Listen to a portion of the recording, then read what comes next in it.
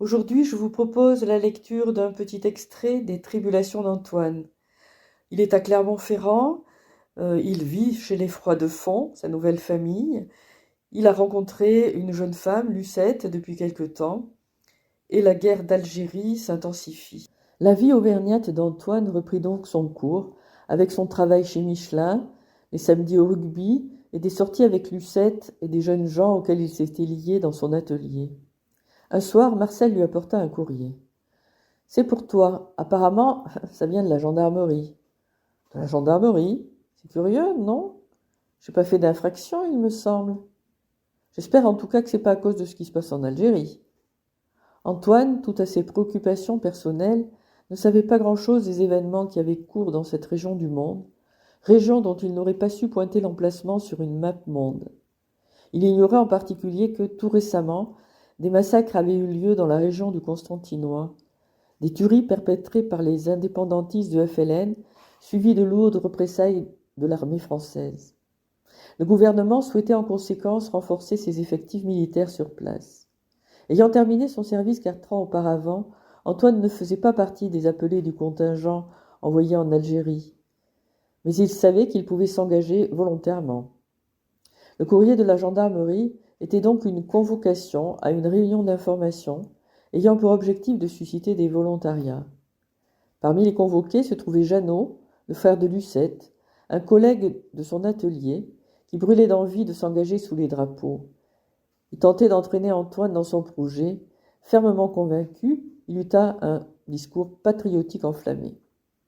C'est notre devoir de défendre notre patrie contre ces indigènes ignorants. L'Algérie est française depuis plus d'un siècle et elle doit le rester. Là-bas, j'ai de la famille. Des cousins de mon grand-père vivent à Oran depuis longtemps. Ils cultivent des fruitiers et de la vigne. Ils donnent du travail à la population locale. Que deviendraient ces gens sans nous, les Français? Et puis c'est un beau pays, paraît-il. Du soleil tout le temps. J'ai très envie d'aller là-bas et s'engager en est l'occasion. Le voyage est payé en plus. Depuis la réunion à la gendarmerie, où les côtés positifs de l'engagement avaient été prônés, Antoine réfléchissait sérieusement à la proposition. Bien sûr, il était satisfait par son travail à l'usine, et il se sentait très heureux chez les Froidefond. Mais quelles attaches avait-il? Sa fille? Il devinait que les occasions de la voir seraient rares. Ses parents? Pas sûr qu'ils lui pardonneraient un jour. Sa nouvelle amie, Lucette? Il la connaissait depuis peu. Et puis, s'engager pour défendre son pays, n'était-ce pas un objectif honorable pour un garçon qui avait tant déçu ses parents? Il interrogea Maurice, qui se déclarait plutôt en faveur de l'indépendance de cette colonie française. Bien que n'étant pas au fait des tenants et aboutissants de ce conflit encore à ses débuts, il lui déconseilla vivement de s'engager. Après maintes réflexions et plusieurs changements d'avis, au gré de ces discussions, un jour avec Maurice, un autre avec Jeannot, Antoine décida finalement de ne pas donner suite à la proposition d'engagement militaire. Il se donnait du temps. Un autre argument allait dans ce sens, la promesse de verser une pension à sa femme. Comment pourrait-il l'honorer s'il partait pour l'Algérie? Un mois plus tard, Jeannot s'engagea. Une décision que Lucette critiqua vertement. Mais quelle idée de partir là-bas? Pour te faire tuer? Pour voyager à l'œil? Pour aller voir une famille lointaine que tu connais même pas? Je te comprends pas. Au fil du temps, Antoine se sentait de plus en plus proche de cette femme libre, élégante, sophistiquée, soucieuse de son image et qui suivait la mode de très près.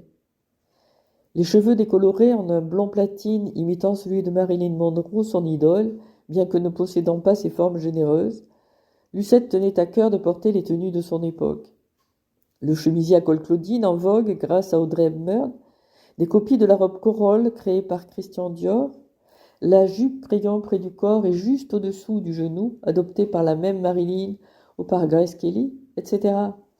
Toutes ces belles stars du cinéma des années 50 forçaient l'admiration de la jeune femme. Son allure et sa distinction éblouissaient Antoine. Cependant, il s'interrogeait parfois sur sa personnalité très particulière de son ami, qui se révélait à quelques occasions. Mais il reléguait ses vagues inquiétudes au second plan. À 27 ans, Lucette était divorcée et avait un fils qui vivait chez son père. Antoine ne la questionna pas sur les motifs de son divorce. C'est pas mon problème. Lui-même ne dévoila que quelques bribes de son passé. Il lui fit part de l'existence de sa fille, mais il occulta son abandon, faisant croire au décès de la mère de Nicole. Ce mensonge était dicté bien sûr par la honte qu'il éprouvait désormais, mais pas seulement.